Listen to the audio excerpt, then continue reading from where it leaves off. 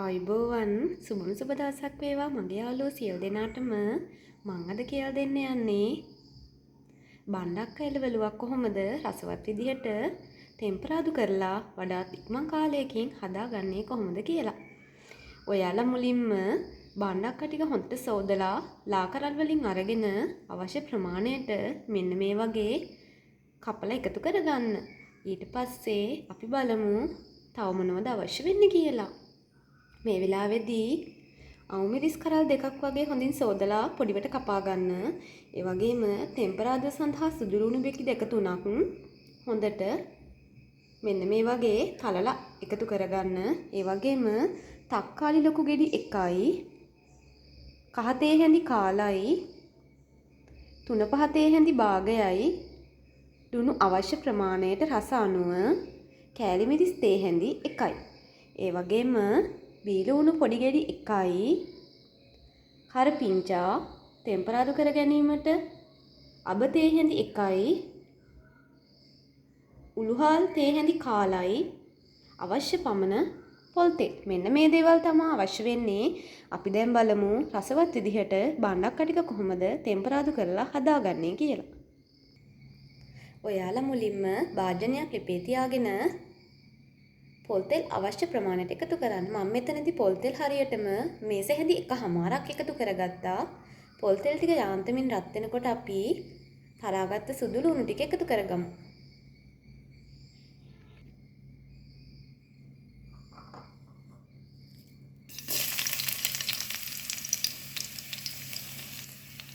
ඒ වගේම බීලුණු පොඩියට කපාගත්ත බීලුණු ගෙඩියකුත් එකතු කරගන්න.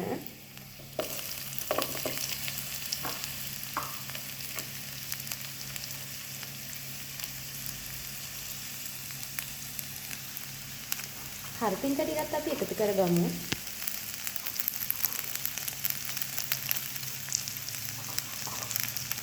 අමු මිරිස්,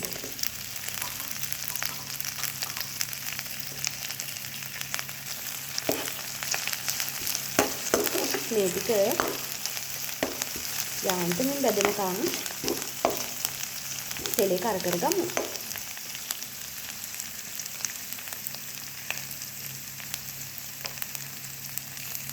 මේ වෙලාවේදී මම උළුහාල් පොඩි ප්‍රමාණයක් එකතු කරගන්නවා.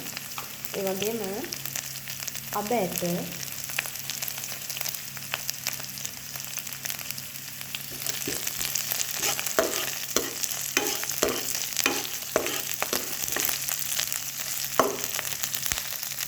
ඔයාලා කැමති නම් මේ වෙලාවේදී කරෝල එහෙම නැත්නම් කූනිස්සෝ උම්මලකඩ මේ කැමති ඕන දෙයක් එකතු කරගන්න පුළුවන්.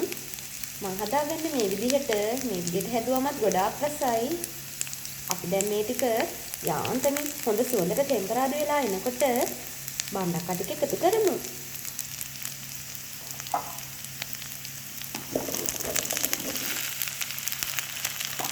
දැන් හොඳට කවලම් කරගන්න.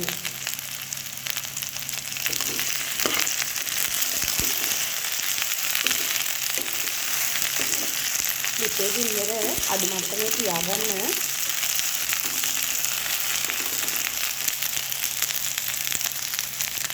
මම දැන් මේ වෙලාවේදී කෑලි මිරිස් එකතු කරනවා.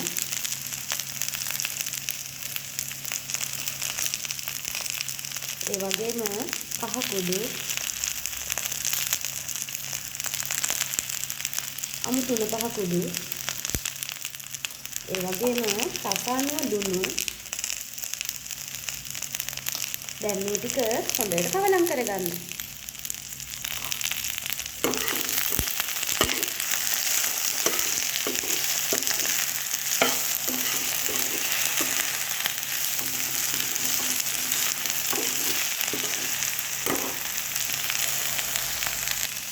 ඔන්න මම දැන් හොඳට කවලම් කරගත්තා. අපි දැන් අඩුමඩු බින්දරේ විනාඩි 5ක් මූඩිය වහලා බණ්ඩක් එක තැම්බෙන්න දෙමු. ගොඩක් වෙලාත් හම්බ ගන්න අවශ්‍ය නැහැ. වතුර එකතු කරන්න අවශ්‍යත් නැහැ. මං කියන විදිහට හදලා බලන්න. විනාඩි 5ක් මූඩිය වහලා අඩුමඩු ගින්දරේ පාඩුවේ තැම්බෙන්න දෙන්න. ටික වෙලාවකට පස්සේ මූඩිය අයින් කරලා නැවතත් හොඳට කවලම් කරගන්න. විනාඩි 2කට පස්සේ තමයි මේ අපි මේ වෙලාවේදී තක්කාලි ලොකු ගෙඩි එකක් කපලා එකතු කරනවා. දැන් අපි මේ දෙකත් හොඳට කලවම් කරගමු.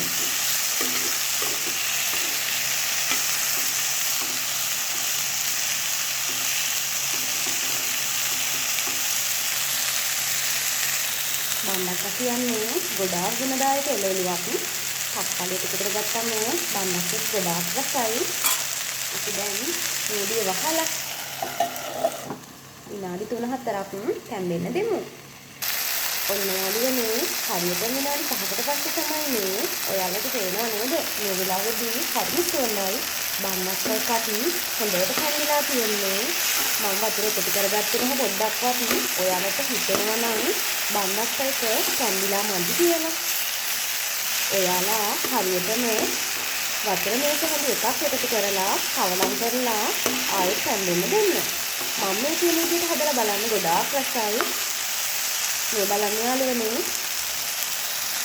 මේ වෙලාවේදී බණ්ඩක්ක එකට ලස්සන පාටක් ඇවිල්ලා තියෙනවා. ඒ වගේම හරියට සුවඳයි. ඔයාලා ලෙන්ගස්ස බලලා, රස බලලා ලිප ඔෆ් කරගන්න.